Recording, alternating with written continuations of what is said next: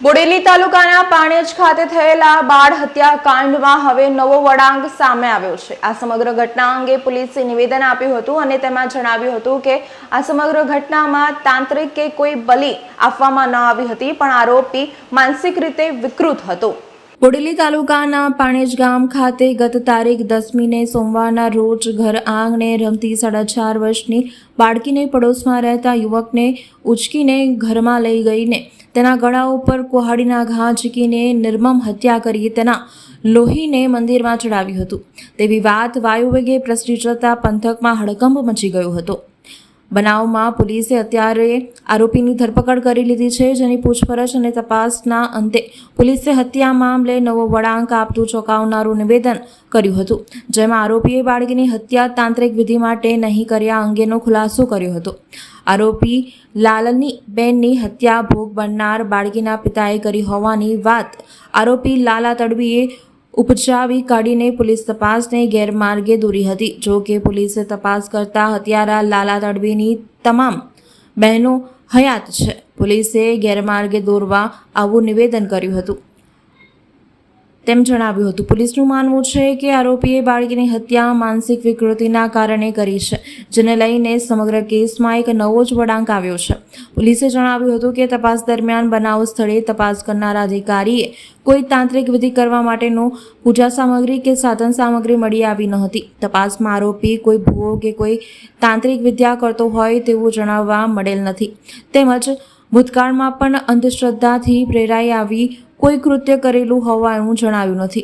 તેમજ આ સમગ્ર બનાવ ફરિયાદી તથા સાહેદોની નજર સામે બનેલ હોય તેથી ફરિયાદી તથા સાહેદોના જણાવ્યા મુજબ આ કામના આરોપીએ મરણ જનાર બાળકીને તેની નજર સામે ઉચકીને તેના મકાનના રૂમમાં લઈ જઈ ફરિયાદી તથા સાહેદાની નજર સામે બાળકીનું કહાડી મારી મોત નિપજાવેલ છે, જેથી અંધશ્રદ્ધા કે તાંત્રિક વિધિને કારણે બાળકીનું આરોપીએ મોત નિપજાવેલાનું હાલ જણાઈ આવતું નથી। આમ આ બનાવમાં આરોપીએ માનસિક વિકૃતિના કારણે કરેલા હોવાનું જણાઈ આવે છે। ગઈકાલ તારીખ 10મી માર્ચના રોજ બોડેલી પોલીસ સ્ટેશનના પાણેજ ગામની અંદર એક જઘન્ય પ્રકારની હત્યાનો બનાવ બન્યો હતો, જેમાં આરોપી લાલા તડવીએ એક 5 વર્ષની બાળકી રીતા તડવીને કુહાડીનો ઘા મારીને મારી નાખી હતી। જેમાં પ્રાથમિક બાબત એવી આપી હતી અને આખો દિવસ ગઈકાલે એ વસ્તુ ચાલી પણ હતી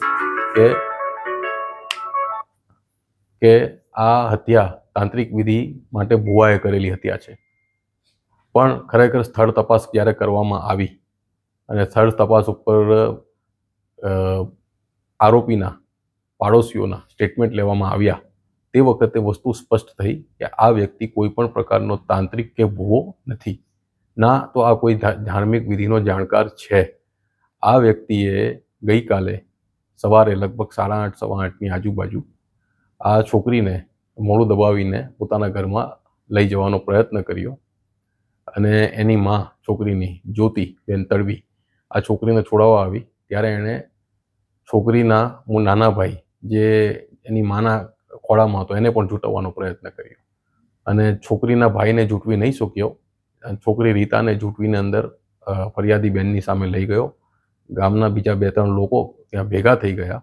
એમની હાજરીમાં એણે પોતાના ઘરના આગળના રૂમમાં કુહાડીનો એક ઘા મારીને એ છોકરીને મારી નાખી હતી, જેથી એની માં ખૂબ આઘાતમાં હતી। હવે ઘરના જ એ રૂમની અંદર સાઈડ ઉપર એક મંદિર છે, જે મંદિર ઉપર પણ આ જે લોહીના છાંટા ઉડ્યા હતા, કેમ કે ખૂબ ફોર્સથી લોહી ઉડ્યો હતો અને આરોપીને જ્યારે ગામ લોકોએ પકડવાનો પ્રયત્ન કર્યો ત્યારે એ ભાગ્યો, એટલામાં પોલીસ આવી ગઈ। પોલીસે ગામ લોકોની સાથે આરોપીને પકડી લીધો। આરોપીની પ્રાથમિક પૂછપરછમાં એણે પોલીસને સતત ગુમરાહ કરવાનું ચાલુ રાખ્યું। હજુ પણ આરોપી પોલીસને ગુમરાહ કરી રહ્યો છે। આરોપીએ પોલીસ આગળ એવી વાત કરી કે મારી બેનને આ ફરિયાદી બેનના પતિએ મરણ જનારના પિતાએ રાજુએ મારી નાખીને તળાવમાં ફેંકી દીધી છે, જેથી મેં એની છોકરી અને એના આખા પરિવારને મારી નાખવાનો છું।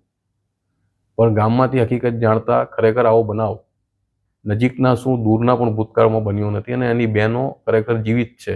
એક બેન અમદાવાદમાં છે, એક સંખેડામાં છે, છતાં એણે આ વાત ઉપજાવીને પોલીસને ગુમરાહ કરી। એટલે ખરેખર આ વ્યક્તિ કોઈ તાંત્રિક કે ભૂવો નથી, પણ એનું જે પ્રકારે વર્તન છે તેના આધારે એક માનસિક વિકૃત પ્રકારનો વ્યક્તિ હોય એવું સ્પષ્ટ થઈ રહ્યું છે અને માનસિક વિકૃતિમાં જ એણે આ હત્યા કરી હોય તે બાબત સામે આવી રહી છે. અત્યારે આગળની તપાસ ફોરેન્સિક એંગલથી અને પોલીસના એંગલથી ચાલી રહી છે અને ઝડપથી આની ચાર્જશીટ કરવામાં આવશે.